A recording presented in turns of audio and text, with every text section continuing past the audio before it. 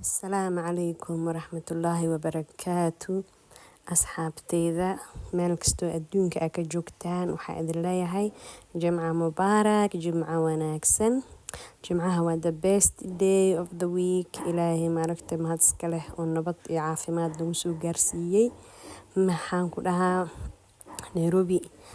Kenya Nasra Garden aan iksoo salaameynaa inta nagu cusub intii hore noola joogtana waaba taqaaniin meesha ku dambeynay soo dhawaada subax qiimo leh qurux leh alxamdulillaah ilaahay subxaanahu wa tacaala intii xanuunsan ha caafiyo intii caafimaad qabtan ha u ziyaadiyo intii kurbeysan kurbada ha ka qaado intii hami leh hamigood ha u fududeeyo dhammaanteen insha allah riyooyinkeen allah noo rumeeyo waxaa jiraan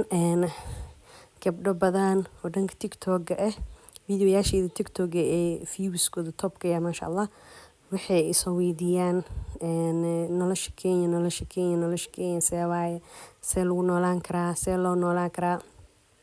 maacuunta alaabaha waxyaabahaas maacuun yaa dhin alaabaha guryaha wax badan ay soo weydiiyaan anu waxaa isdhahaybo nolosha Kenya YouTube bay ku jirtaa lama weynaayo waxbana isku daalin laakiin waxaa sax ah mar walba in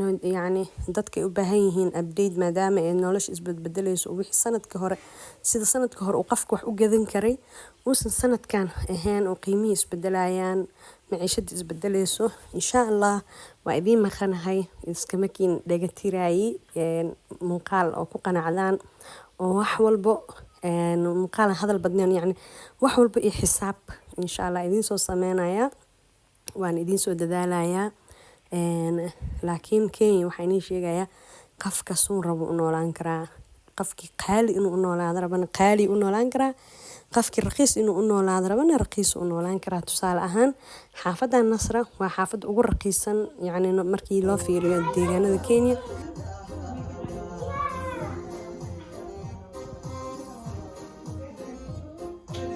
laakiin meelaha kaleenta anima tegin weli Parkland iyo Westland iyo meelahaas ayadana waxaa la dhahaa xaafada ugu qaalisan waay sida tuushinka ilmaha dugsiyada wax dhan way naga qaalisan yihiin isli ayadana waa level 2 soo galaysaa annaga way naga qaalisan tahay laakiin waxa laga sameeyaa sa umaleena isli iyo Nasr waa dugsiyada iyo qiimaha waxbarashadaadi laakiin qiimaha nolosha kale markii waxbarashada laga saaro qofkii raba inuu qaali u noolaado u noolaan karaa waa qofkii jeebkiisa kii raba inuu si normal oo ama hooseys u noolaado u noolaan karaa